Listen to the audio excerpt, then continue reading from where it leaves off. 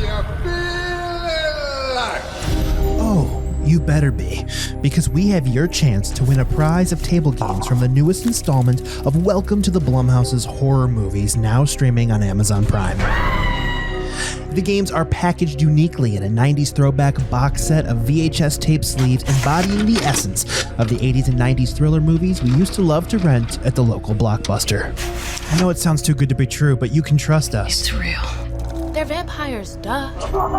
Streaming right now in the month of October on Amazon Prime is Welcome to the Blumhouse's newest installment of 4 films, including Bingo Hell, Madres, The Manor, and Black as Night.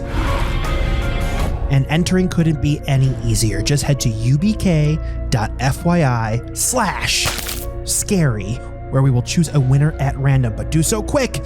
Contest ends October 27th. Game over. And we want to announce a winner as soon as possible so we can get your table games to you before Hallows Eve. Again, head to ubk.fyi/scary to enter. If you dare.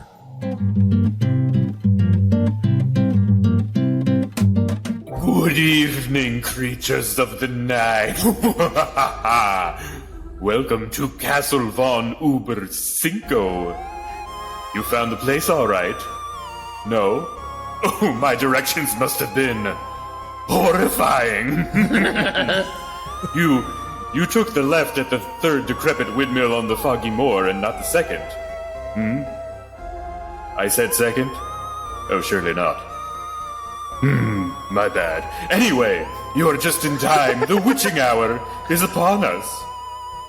Follow me down these steps to the crypt, where our first contestant, Mitch Brinkman, is rising from the tomb. And our other, Brian Ernst, unfortunately we'll be only communicating via Ouija board. As we play Über Cinco Top 5 Halloween Rituals. If you have just crossed over to the other side, let's resurrect you with a quick reminder of the rules. Each player in the den has spent time with today's topic arranging their top 5 answers in order of importance. Those answers have been submitted to the host who will moderate the game, awarding points to the player with the most poignant answer. Starting with their number 5 choice, we will move up the ranks until we reach each of their top answers. But if both contestants happen to have the same answer on their list, well, we have an Uber stare-down. You will hear the official Über Cinco siren, and both players must reveal their answer and what number they ranked their submission. An Uber stare-down is all or nothing, with one player earning 3 points. After all answers have been read, the host will reveal the final score. All right, and I don't have to do that voice anymore. And as your real living host, I am, of course, able to institute a house rule, and that is very simply bonus points awarded for anybody who genuinely scares me. Oh, simple enough. Oh, okay. boy. Simple enough. And then I want everybody to stick around to the end for my Fast 5, top 5 Halloween costumes worn by your household items. All right, Mitch and Brian, welcome today. Any of you have any words before we jump into things? I'm just ready to spookify today, bro. Yeah.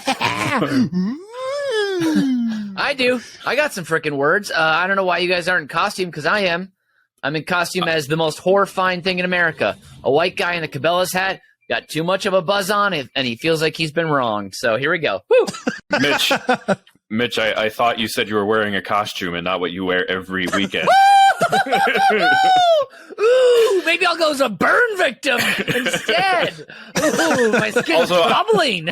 I will have you see that I've got my Edgar Allan Poe t-shirt on. Oh, okay. Which recently I was at a Barnes & Noble. Yes, they still exist. And a guy saw this and was upset with me because I was wearing a John Wilkes Booth t-shirt. And I explained that no, it's not. And luckily he took the incident with good humor and was laughing at himself all the way up the door. Oh, Lord. And Brian, you bobbed for the biggest apple at Uncle Charlie's pregame bobbing for apples contest. So you get to go first. Please, what is your number 5 Halloween ritual? Well, I can't get this Granny Smith out of my mouth, but I'll do my best to give you my number 5 spooky Halloween ritual. Go to Jewel Osco. Woo, scary. What? Seriously? Right away? I have no idea how this is a stare down. Wait, Because there's what do you do?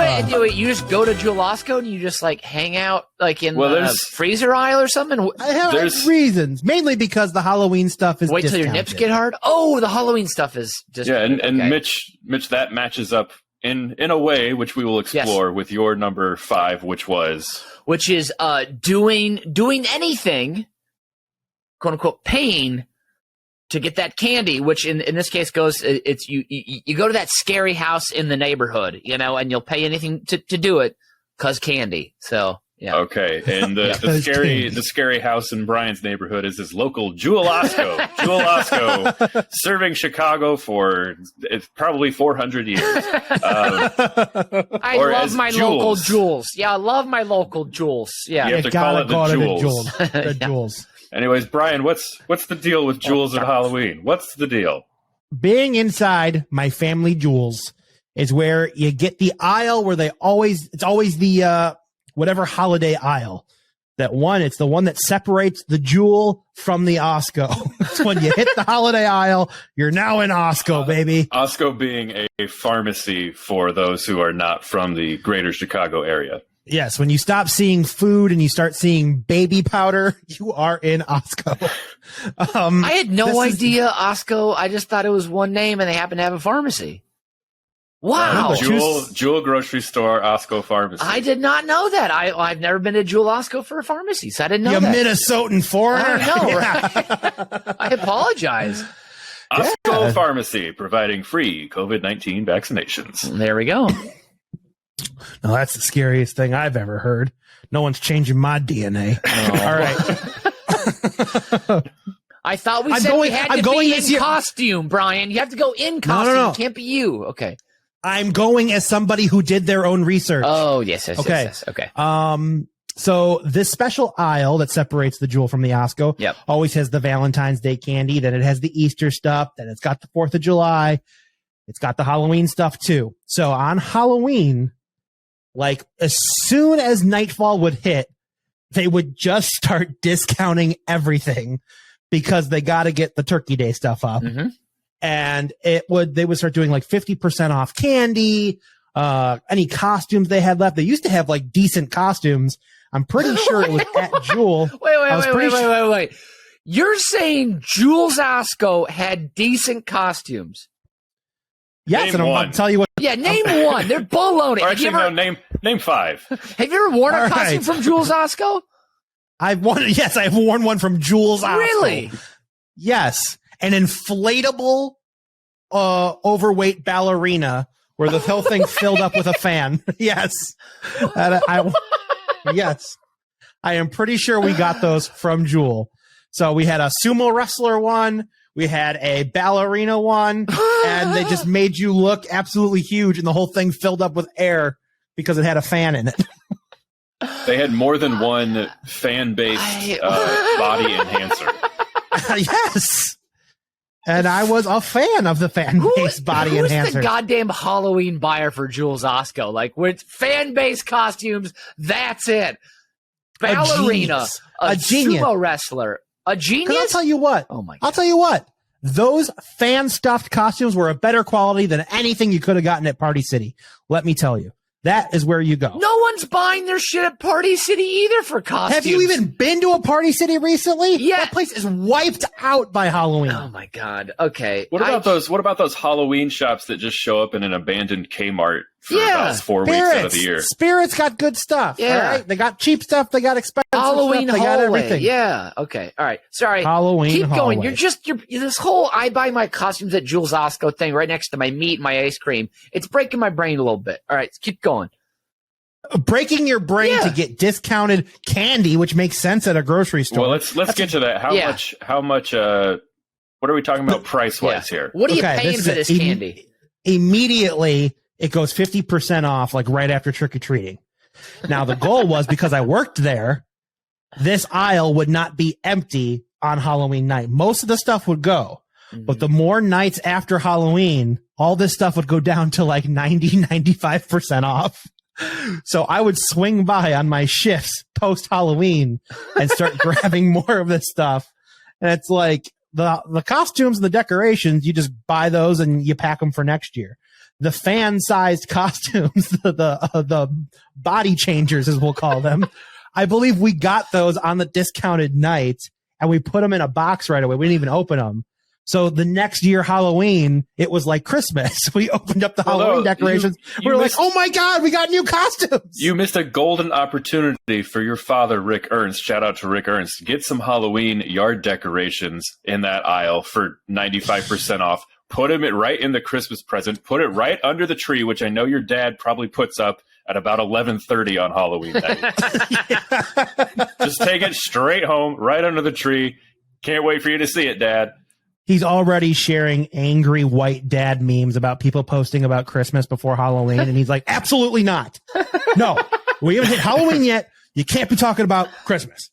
But yeah, we did get indoor decorations, stuff like that, little stuff for the mantles, all that stuff we would get at the Jewels on discount. Yeah, this is all the candy that you would get to eat if you didn't get the candy you wanted while you were trick-or-treating, or if you gave away all the good stuff to the trick-or-treaters at home. You'd buy the candy you want at a discount and keep snacking till Christmas. All right, so Brian is a very cheap man who loves Halloween. Yes. And has, yes, I am. Has spoken ill of the Jewel Osco 1,000 times on this show. But it turns this is the one thing they got right. Putting discounted candy just feet away from the automatic blood pressure machine. This is what they did right. You're the only person I know who buys their fat ballerina costume a year in advance. Honestly, it's the only. It's called doomsday prepping. All right, Mitch. I don't know where you go with this, but back us up to the beginning. What? Your creepy house. I assume this happened to you many times. Yes, you go trick or treating in your own neighborhood. For us, the very creepy house was opposite side of the block, about halfway down. We never knew who actually lived there. The lights really were never on. Their trees were kind of overgrown a little bit for the block.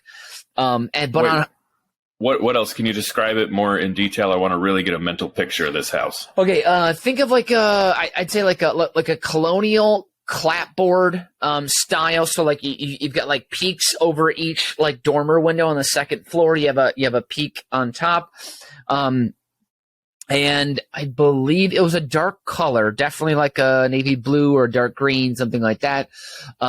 Pine trees in the front yard, which would, drop all their stuff and reflower, but they wait, Mitch, you're talking about that dark blue colonial with the underkept pine trees? Yeah. That house burned down in 1947. Dun dun dun! Oh my God! I remember now. I remember screaming from inside, a man's voice saying, "I'm getting the goddamn war bonds, not you, you son of a bitch!" So that makes so much sense. And I remember hearing GI Bill, motherfucker. That's how I'm buying this house. GI Bill. So. That makes I'm sorry to say did they say motherfucker in the 40s? I don't think they did. Yeah, they did. Inside their own four walls, absolutely. Oh yeah, okay. This was but also it's like, just think of a dusty house. Like if no one ever like washed their windows or their siding, it just got dusty, and like they didn't care for their lawn, so dust came up from that. But every Halloween you'd go up and you test the doors. Some years they left something, some years they didn't. And it was always like, it could be very unsettling when you like meet the person who owns the house. And that particular block, my first block on Fairmount, never met the person. Oh, like maybe like 1 year out of like my 5 or 6 trick-or-treating there, they left out a bowl that said take one, which of course you take more than one, right? Yeah. Okay. I just want to make sure. Actually, this I want to take a little quick timeout. Take one means you take what you can hold, right? Like as quickly as you can, and you go. It means take one bowl of candy. Okay. Yes. All right, Nathan. I assume that already they had like 100 bowls of candy out there, and this was the last one. So take exactly. one. Okay. Exactly. I'm the lucky guy. Exactly. Have either of you ever actually emptied a bowl of one of the take one bowls? I don't think I have. I can't say that I have either. Oh, I knew I don't even think I've done a full handful. I think I've done like a mini baby claw. I knew it. I got it. a couple of extra pieces. I knew it. You guys are a bunch of Halloween frickin' snowflakes. You know what? I've emptied multiple bowls in my life. And you know why? Because I earned that candy. You know, I put on that cool Squirtle costume, or I put on that awesome escapee from Rikers Island costume. I put on that Superman costume, and I deserve that candy. And I walked for it, and I took what was mine. So, how many lunches do you steal in the office break room? Steal? You mean they bought too many potbelly, box lunches, and hey, there's a veggie and a chicken, and I'm hungry, so I'm taking both. But so at least one, I guess. If we time traveled, Mitch is definitely the guy who'd believe in manifest destiny. All of this is mine. I earned it by being born. But so this is the story I want to tell, though, because this year was the year that I would say I truly paid for my candy, and not in currency, but in having to go through an experience. It was I will admit I was too old to be trick or treating, but it was my last year of trick or treating. I was in sixth grade. How old? I was in sixth grade, so 12. Yeah, that's about the cutoff. Yeah. Yep. And of course, when you're 10 and you see kids running through your neighborhood with trash bags and they're like 16 and they have like a skeleton mask they have like up on their forehead, and they're just in like a hooded sweatshirt and warm clothes, and they're just running from house to house just collecting candy. You're like, yeah, fuck that guy, fuck that motherfucker, but okay, so this year we go to this house, and we're trick or treating in my friend John Groom's neighborhood. And this year I was dressed as Squirtle, the Pokemon character. Now, I was not a Pokemon. I was not obsessed with it. I didn't play it a lot. For whatever reason, I chose to be Squirtle. My mom repurposed an old Ninja Turtles costume, painted my face blue, had a tail. I shouldn't have done it. I mean, it was a nice costume, but like, I don't know what the hell I was thinking. I definitely had not kissed a girl yet, I'll tell you what. And you didn't that night either. What? Well, I almost kissed a man, actually. This is where the story is going. So, okay. He was dressed as Charizard. It was hot. Okay. Okay. So there's this old dark house. There's not much light going on. And my friend John's like, let's go up and because we're checking every house tonight. So we ring the doorbell, and an old man comes to the door, and he's like, oh, what are you guys? And like, in classic old man form, we're like, oh, I'm Squirtle. You don't know who that is, but it's a Pokemon. And he's like, it's a Squirtle turtle thing. I'm a Japanese pocket monster. What don't you get? Yeah. Oh. And I don't remember what my friend John was, but then the old man goes, oh, you two are very good looking young boys. Let me go get your candy. Hold on. And he walks back into the house. He didn't have a bowl right there. He's gone for minutes. Like 2 to 3 minutes. And then all of a sudden we hear this like doof, doof, doof, doof, doof. And the door opens a little more, and this wrinkly old hand is pulling it open, and it's his old wife, and he's like, did you kids want some candy? I was like, yeah. Completely forgot about your husband was getting us some. And she goes, oh, he probably, she's like, I know where it is. He has no idea where it is. Hold on, I'll be right back. We're like, okay. And we're like, we still want candy. So she leaves to go get the candy. And then he comes back to the front door. And I think he forgot we were there. Or this was his, I don't know, his like move or whatever. I don't know what it was. I was His or like move. or like his like way to fuck with kids. I'm not sure. But then he goes, "Oh, what are you guys for Halloween?" Asks us what our costumes are no. again. John tells him his, I tell him mine. He goes, "Well, you guys, you guys are, that seems like you guys would definitely deserve a little spanking down in the basement. I give you a spanking for these festive little costumes." Yes, he said mentioned the basement. He said you guys could get a real good spanking in the basement. And we went, I don't. And then his wife shows back up. Get out of the way! Like pushes whatever his name was, Carl or creepy man. And she goes, "Here's your candy," and gives us each one fun size Milky Way. And it was like, whoop, there you go. And we're like, "Thank you, bye." We literally sprinted away. But yeah, it was a harrowing. So worth it for a minutes. fun size Milky Way, right? What a long wait for the worst candy. Yep. So I think that is, we weren't cheap. We actually paid a very high price for that little nugget of joy at the end of the night.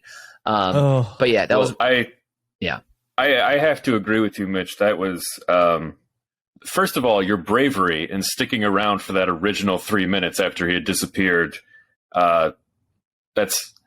That's incredible. All for was going to end up to be just one little fun-sized Milky Way. Yeah. And then so you're going to win the stare down with 3 points, and then you're going to get a bonus 2 points for that old man who threatened to take you in the basement and spank you. If that's not frightening to a 12-year-old, nothing else should be. If that old man saw me in the ballerina costume, I think he would have wanted me. Yeah, I mean, he definitely would have been interested by our costume. He would have been like, "Well, holy, muffins and old corn. What are you wearing there, young boy?" You know? He probably wouldn't even have told me. He wouldn't even give me candy. He's like, "You're not fitting through the door. Not worth my time." You wouldn't have been there because you would have been down at the Jewels buying a plastic skeleton that does the na voice when you pull a string on it. On sale. All right. I've had enough of this round. Brian, we're going back to you for your number 4. All right, number 4, I'm talking about consumables again, but this time I'm talking about savory food. I'm talking about going to mom and dad's for Halloween chili. Halloween chili? Oh. Chili is a Halloween staple for us. I've known you for how many years? I did not know that you did chili on Halloween. Well, this is why I wanted to talk about it, is because it's kind of like become more of like the adult Halloween tradition. Sure. Oh. Like this kind of started like post being trick-or-treaters. Instead of spooky, it's stinky. I get it. Yeah. I see this. Aren't you a man who loves hearty chili? Yeah. Are you really going to start dissing crock-pot goods? No, I didn't. No, I didn't diss it. I love chili. I love eating chili. I just know that it results in a certain aroma. That's all. Well, the aroma while you're eating is good. Yes. The aroma later is bad. That's at the end of this. I want to hear the beginning of the story. Sorry. What's the origin of the chili night on Halloween? Here's another reason. I really don't know. My mom just started making chili, and then the next year she made chili again, and now she just makes chili every Halloween. I think it was a particularly cold Halloween one year, and she's like, "Oh man, chili would be good this year." Yeah. So she just made it, and then it was like we started coming over as adults just to kind of hang out on Halloween and watch scary movies and eat chili. And it's always a very specific crock-pot chili. Yep. Paper bowls, plastic spoons, because my mom's had enough of Halloween. She doesn't want to clean up. So, but this is where you get your brisket, big spoonful of chili, your dollop of daisy, some shredded cheddar cheese on top with a bunch of oyster crackers, and then one more dollop of sour cream. This is the good chili, and you're going back for seconds and thirds, baby, because the bowls are tiny. My God, tiny bowls. So we're reusing all these bowls because global warming is the scariest thing of all. Correct. Bonus point to Brian. Yep. Yeah. But it's kind of just become the weird adult tradition. So we go there. What time in the evening is the chili served? I think this is a key feature because you don't want to do it too early when the other trick-or-treaters who are too young to go by themselves come over, and then there's parents horning in on it. And then being the Midwestern family that you are, you feel obligated to offer them some chili. And then next year, everybody knows about the chili, and then it's a whole thing, and you don't get to have as much chili. No, before this very public podcast, it was secret chili. Your chili spot will be forever blown to the moon. I'm sorry, buddy. Correct. That's correct. what's going to happen. Chili is served probably between 6 and 7. Really? Because it's about the time we would be getting off of work. 6 and 7? And Okay. finally getting there. But what's great is then my dad would put on a classic scary movie, either Halloween or he loves Nightmare Before Christmas. Sometimes that's on. That one's good. So it's either a family-friendly one or a classic horror movie. And there are a couple of trick-or-treater stragglers. Sure. So whoever is the most close to being done with their first, second, or third bowl of chili has to put down the recliner sofa to get up to go give the candy to the kids. It's the only time on Halloween where it's like a struggle to really like the trick-or-treaters. It's like you sit down with that fresh bowl. You're about to bing bong, son of a bitch. All right, let me put this down. Go give them some candy because we're not leaving the bowl out there. Yeah. Yeah. We don't trust these neighborhood kids because we got a bunch of Mitches in our neighborhood. Yeah, who are just gonna hungry for chili. All these young kids hungry. That's what we for do. We chili. should put the crock pot out and be like, grab yourself a handful of chili and put it in your sack. That'll be good for you. I would, yeah, I actually, if I showed up at the Ernst house unaware of this, because chili for Halloween is a completely foreign concept to me, I would be prepared to pull out just a plastic Jules Osco bag and just have you dump some chili in there, and I'd finish it off that night. And when we do run out of candy, that's what we do. We start putting dollops of chili in jewel bags and throwing them at the trick-or-treaters. All right, well, I think we've come to the natural end of that story. We went from very wholesome to very homeless in a hurry. Mitch, what's your number 4? Yeah, sure. My number 4, I'm calling just the sexy, and then you just insert whatever you want there. So just the sexy, whatever. In costume terms. Sure. Yes. I Sure. Yes. I mean, yes. That's what it is. I love this Halloween ritual, because I've tried to do this before, and it didn't work necessarily. I tried initially being a sexy real estate agent, and then that had to turn into murderous real estate agent, which you guys saw that costume.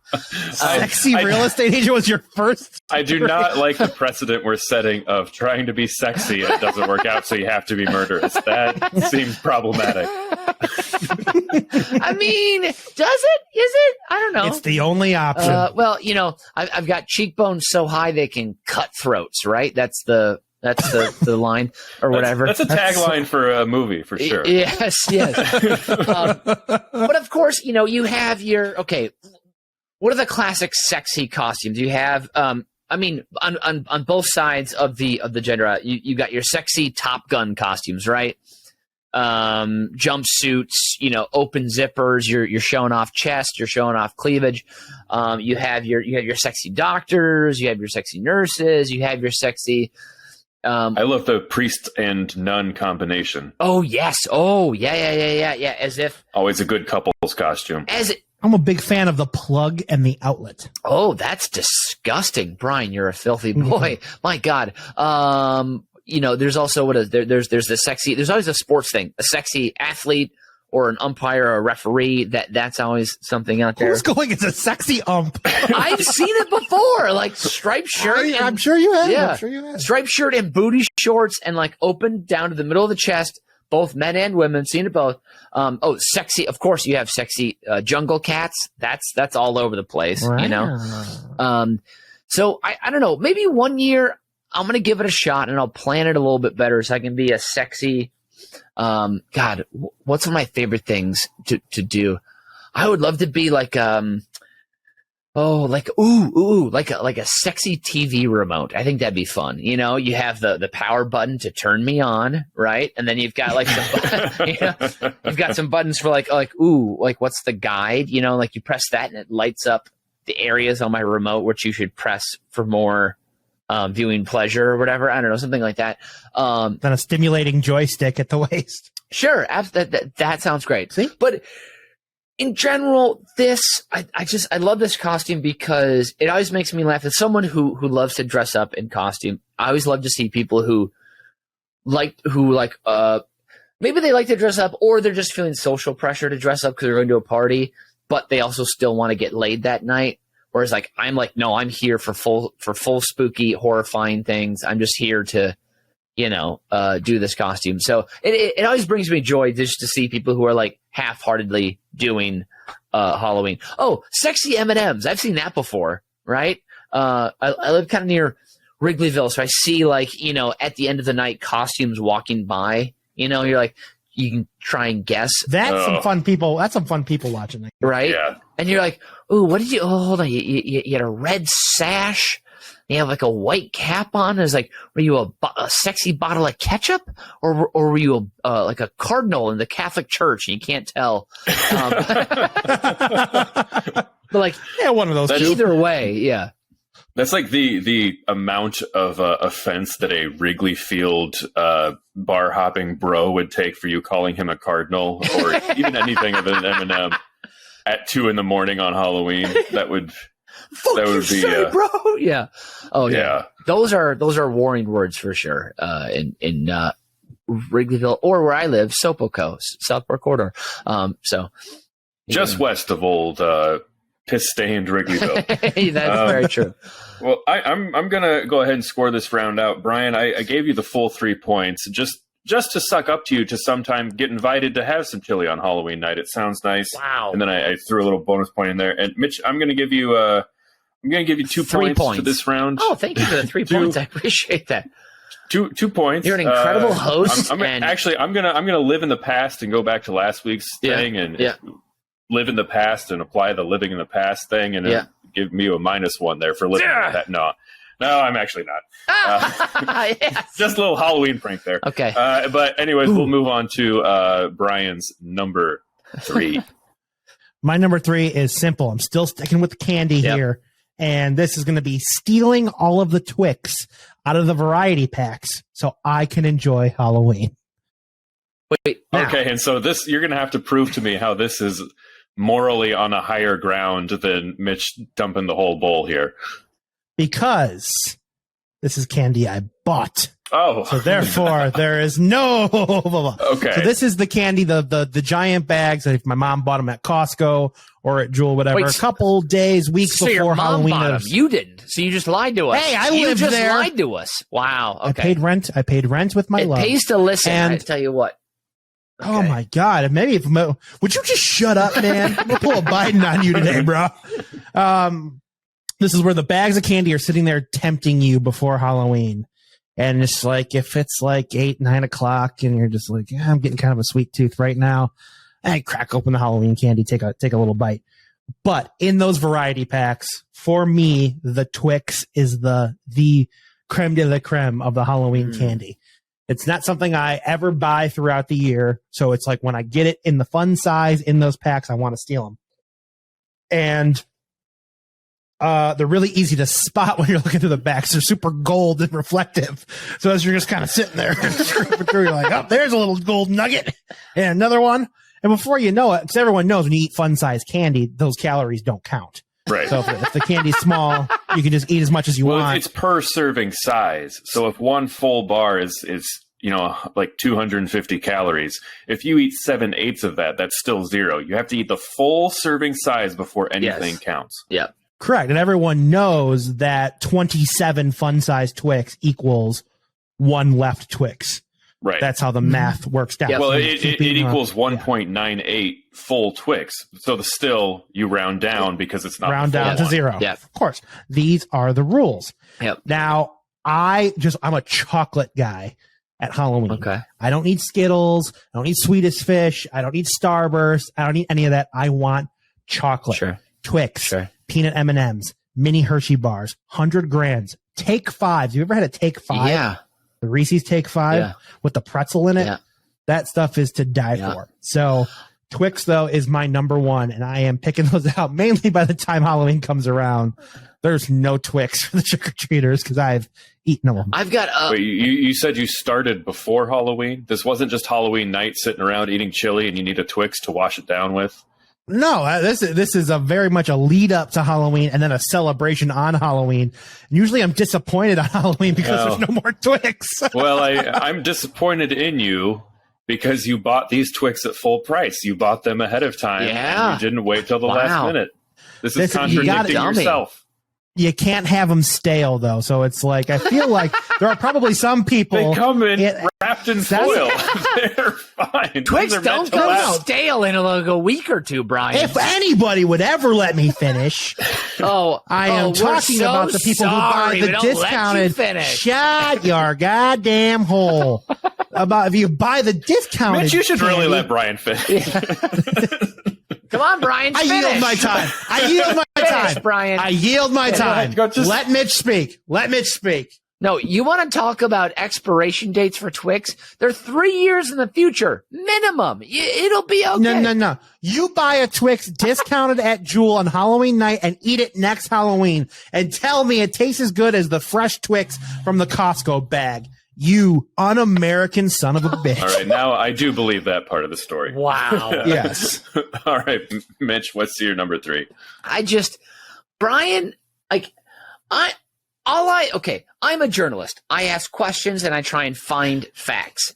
Brian insults and punches back like he's a UFC fighter or like a boxer man or whatever. I'm just trying to ask questions and find facts. And where could one find your byline? At what reputable institution? Like here's a fact: Mitch is not a journalist.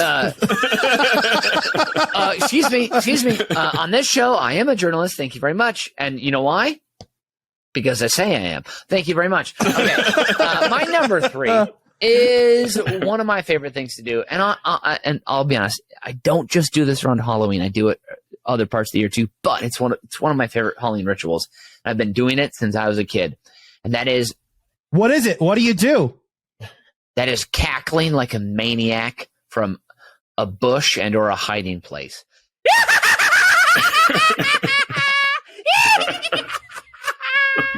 Ooh, mommy, you can't find me, can you? Something like that. I would leave the house as a kid in my costume. I'd run out the front door and I'd hide in a nearby bush and let my mom search for me. And then I'd just be like, yee! And cackle from a bush nearby.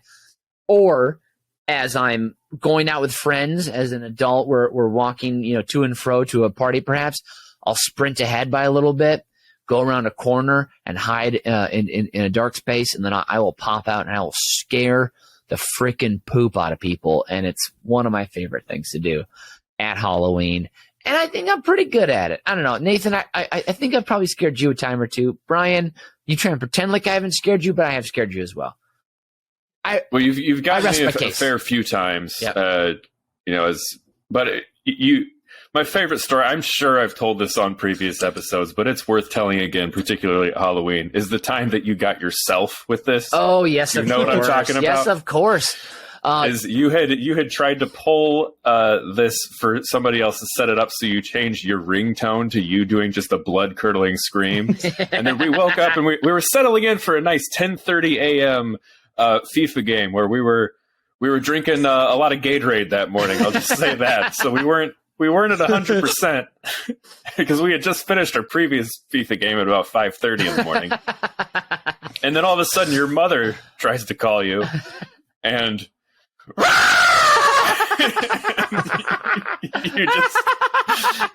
your face went white as a ghost. But it was you trying to do this to everybody, and it came back around like a boomerang. Yep. I guess that was the one time my mom got me back for all those times I scared her. So, got him. Yeah. It's just so much fun to see a look of pure terror on someone's face, when they don't know what's going on or who's yelling or like where the fear is coming from. It's just fun. And on Halloween, it's all in a good laugh, Not everyone thinks that though after I scared them, but it is though. It is. I'm going to score this round out. Everybody's getting 2 points, just because I feel like you're detracting from the community, but also entertaining yourselves. Mm-hmm. So I think that's a fair score. So we'll move on to the number 2s, and we're going back to Brian. All right, my number 2 is every year going back to check the 2-sentence horror subreddit. Oh, this is fun. On Reddit. So the one that initially got me into it, this originally. It doesn't. I have authors for some of these other ones here. This one has been posted so many times I don't know who wrote it. And it actually got turned into a short and I believe a low budget feature at one point. But a girl heard her mom yell her name from downstairs. So she got up and started to head down. As she got to the stairs, her mom pulled her into a room and said, "I heard that too." Dun, dun, dun. Ooh. So that was a creepy one that got my skin crawling one. And then I was like, I go back every year and I check. I will warn people, there's a lot of gross ones. So ones that lead to stuff being about slashers or getting back at rapists or horrible. There's a lot of horrible stuff on there. But if you can find the clever ones, those are the ones that I stick to. And some of the other ones I found, this one is by Gregory Besor. When I was 17, a woman appeared at my house telling me that she was my real mother.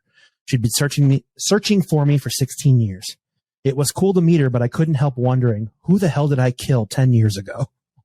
Oh, what an asshole. Oh, man. You may like this one too, from user Nathan is writing. Hey, when the kidnapper made me guess where he kept my daughter, I went for the basement and he said, correct, allowing me to see her.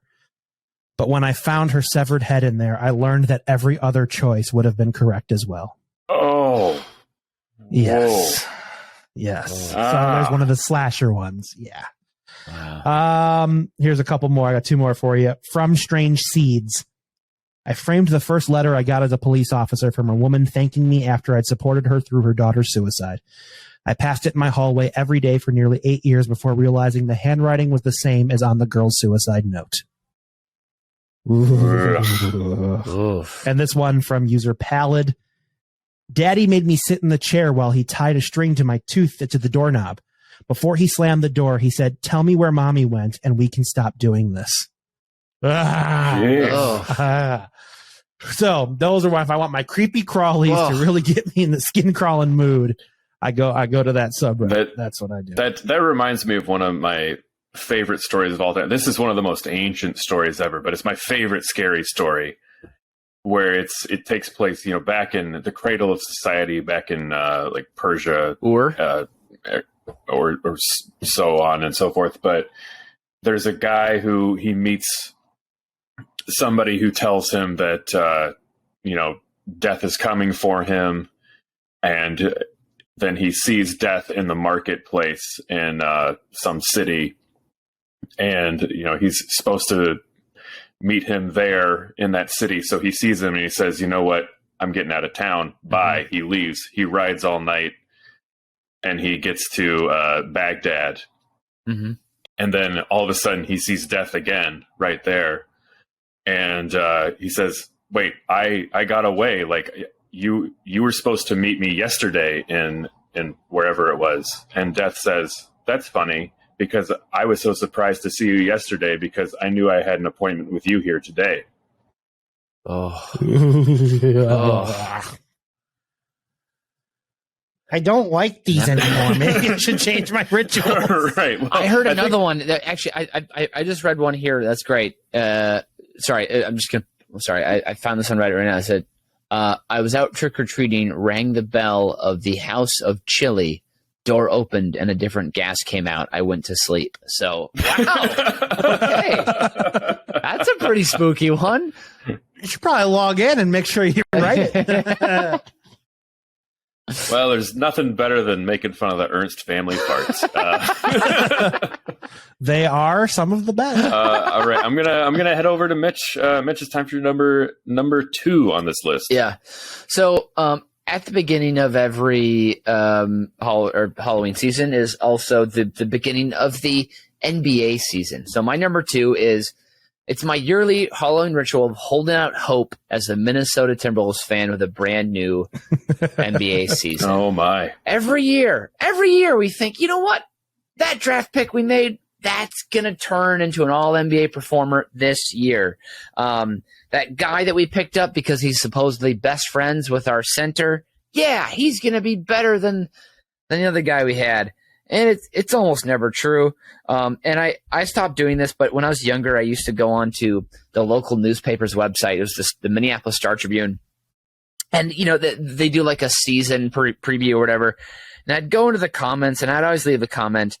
And I remember one year in particular, we drafted Chris Richard, who played for Florida, he played like with Joakim Noah. Sixth man on that great team, one of the great college teams. Yeah, and Al Horford and whatnot, and Corey Brewer.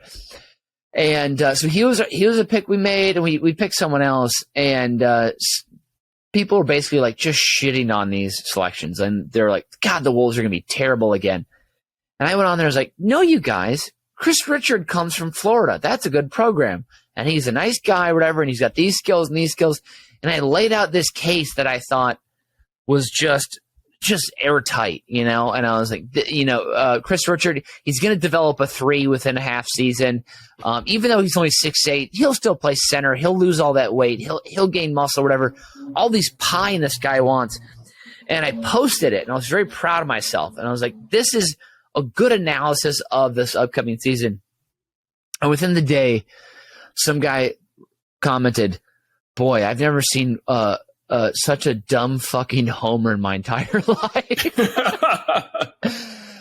And like it got like that comment got like 65 likes, which on this forum was a large like number. And so every single year, I always think, you know what, this year is when the T-Pups, they put it together. They rise out of the doldrums of the Western, are we Midwest Division or Pacific Division? Whatever we are. Doesn't matter what division we would be in, we'd always be last. Yep. Spoken like a true fan. Yeah. But the every optimism year has drained from you a little bit, I can tell. Every year. No. See, this year's great because D'Angelo Russell's healthy. Karl Anthony Towns is healthy. Anthony Edwards is healthy. From ER? Right now, yes. Same guy. And Top Gun. I didn't know he was playing again. Goose is in the NBA? Yeah, Goose is throwing down hearty, slam time jams from all over the court. And playing terrible D, but hitting threes every now and again. So, I was gonna say, is there really good like commercials in Minneapolis right now? I'm just like, Goose is back. Yeah. So it was, it was a part of a ritual. Was you get done with the trick or treating, you come home and you look at your candy and you watch basketball. That's what I did. But I always had such hope for the Timberwolves, and I think about 19 out of the past 20 seasons, the hope is dashed within a couple weeks. But you always have to have a little bit of hope because, of course, your hometown paper will report good things from training camp. But those don't always stick, and the players don't always play as hard as they could.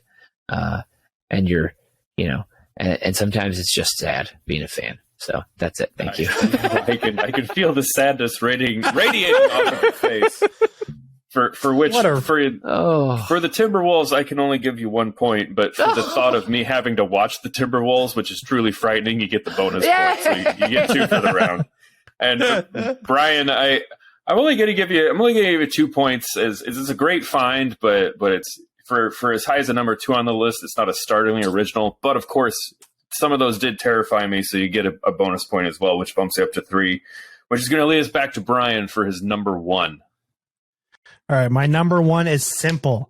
I get to watch the illumination specialist go to work. This is where we watch my dad, Rick Ernst, decorate.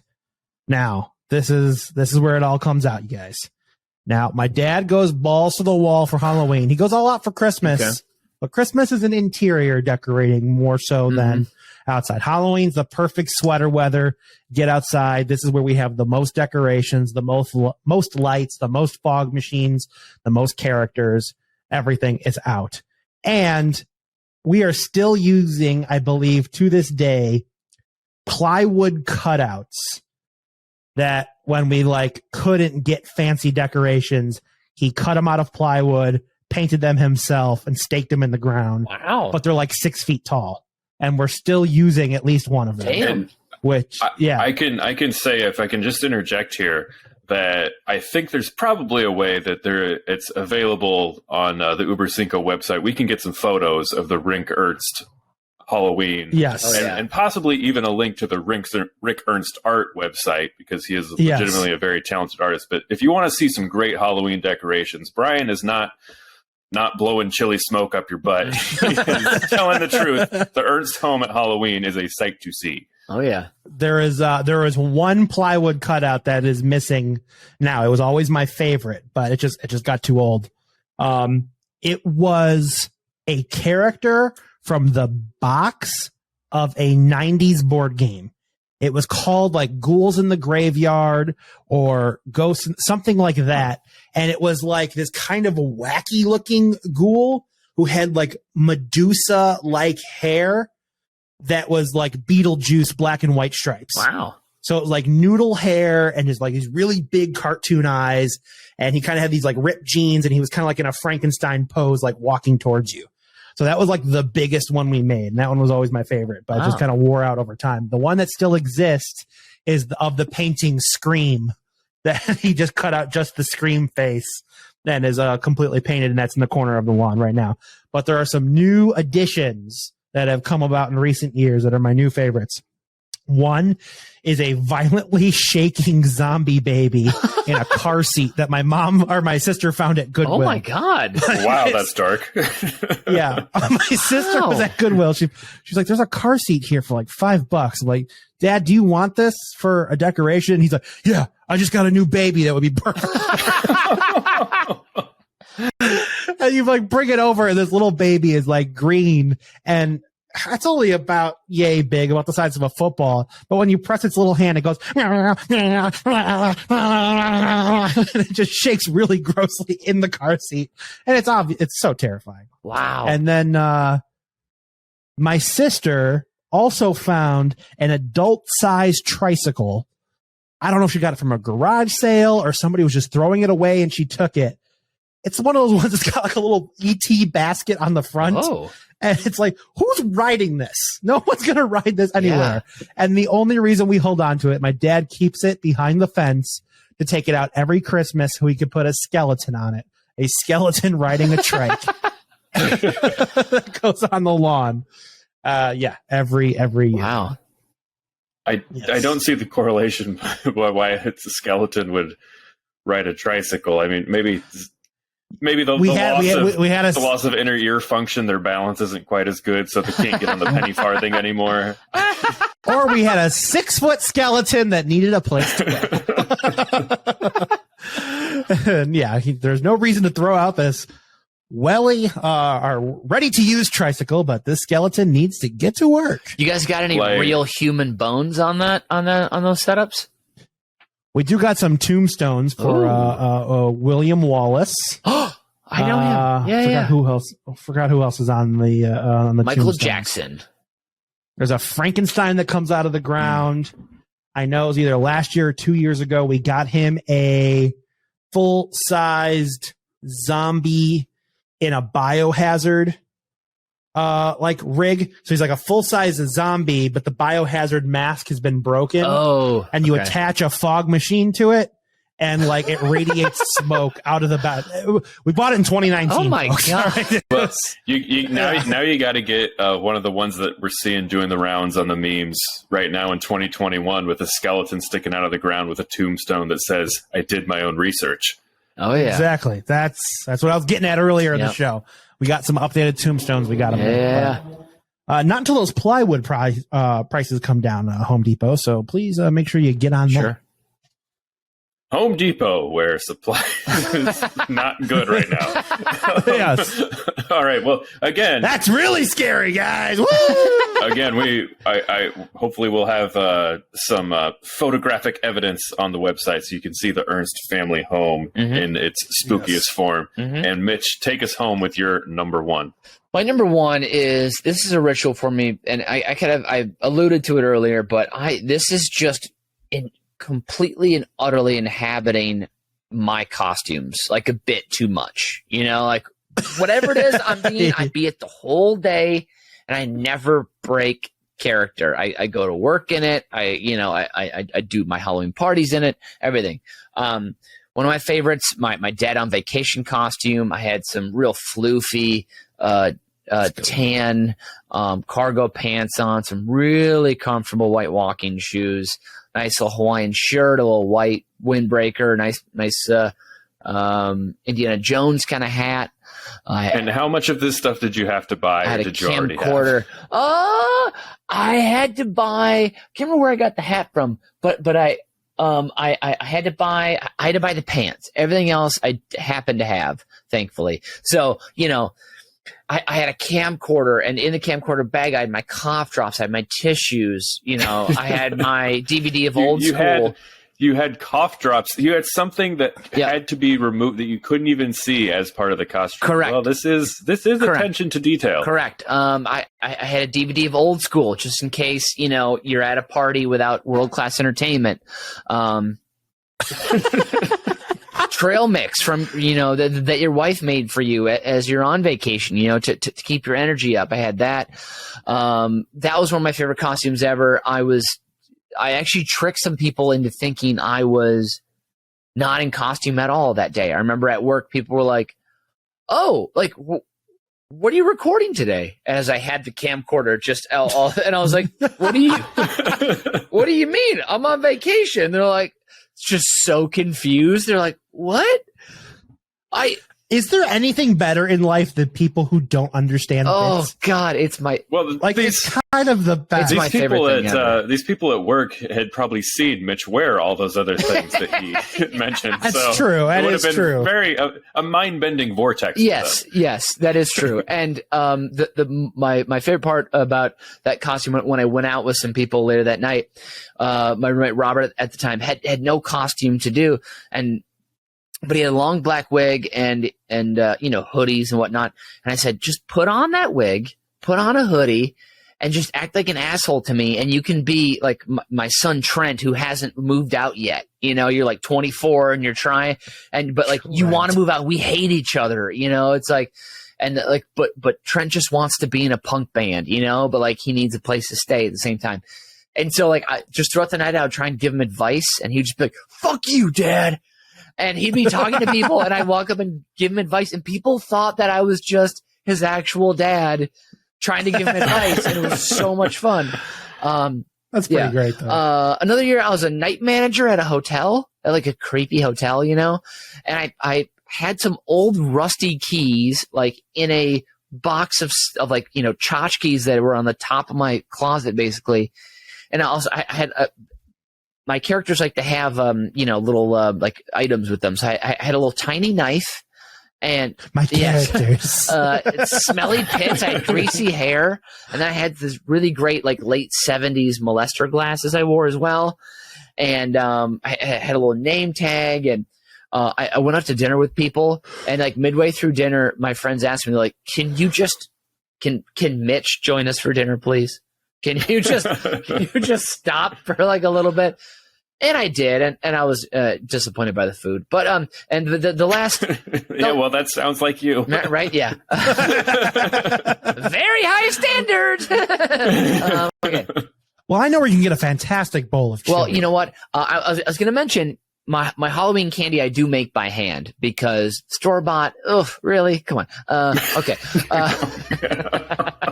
How do the neighborhood kids feel about getting Brinkerdu's dog treats for Halloween? They eat them very quickly to get out of my basement. So okay, but the last I can see Mitch dressed like somebody's terrible dad on vacation, handing the neighborhood kids his treats. He's like, no, go ahead, try them, and they're like, okay, fine.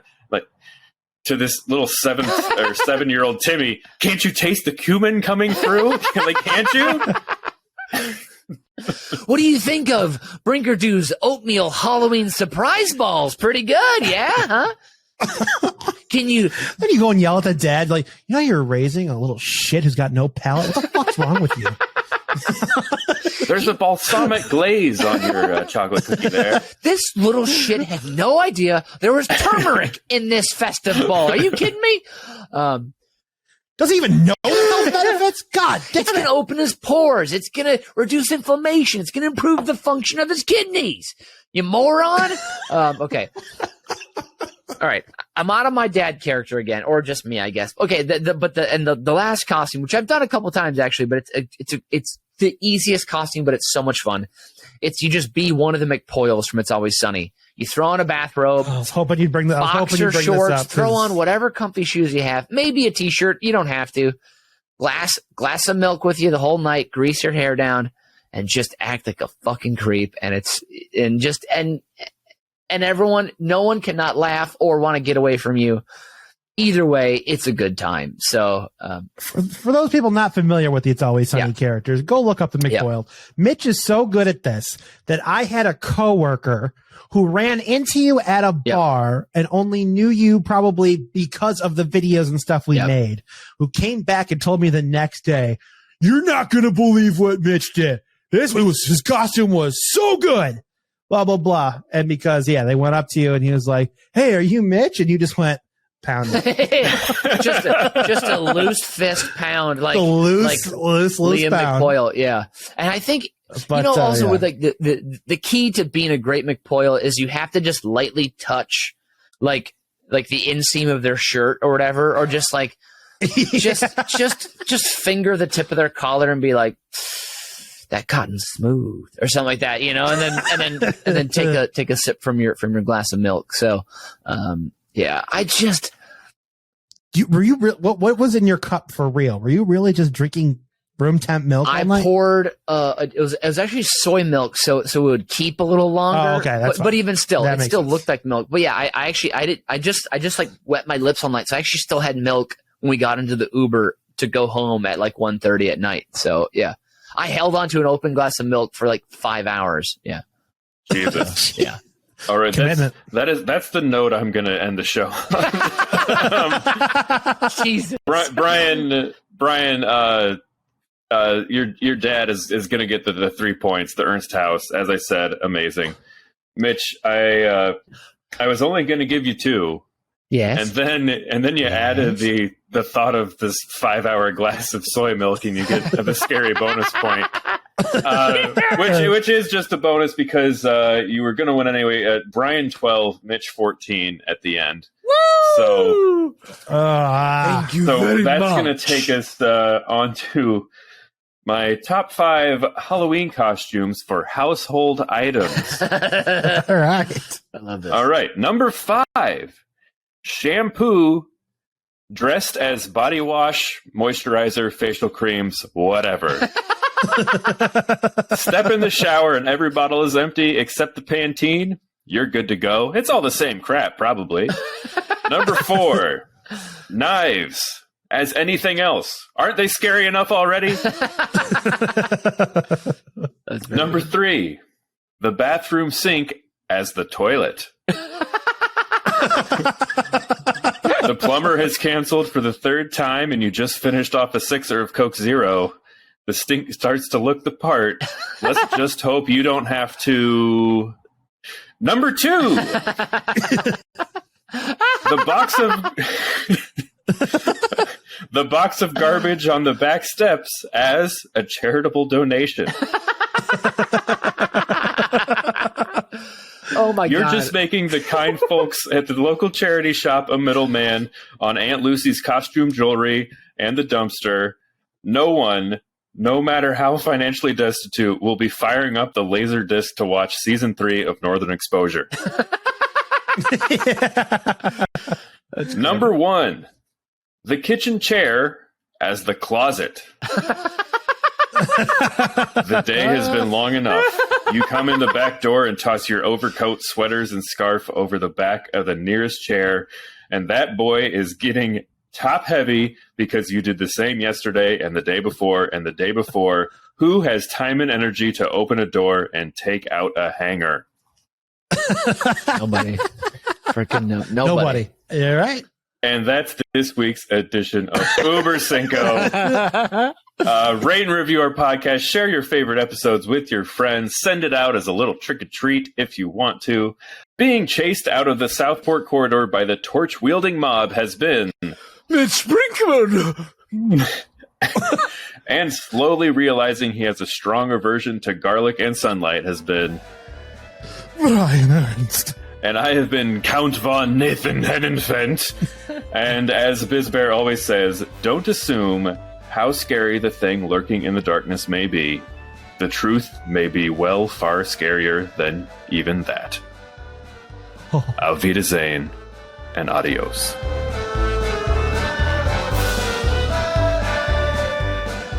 You've just listened to Über Cinco, a production of UBK Studios. Subscribe to the show on Apple Podcasts, Spotify, Stitcher, or wherever you get your fine podcasts from.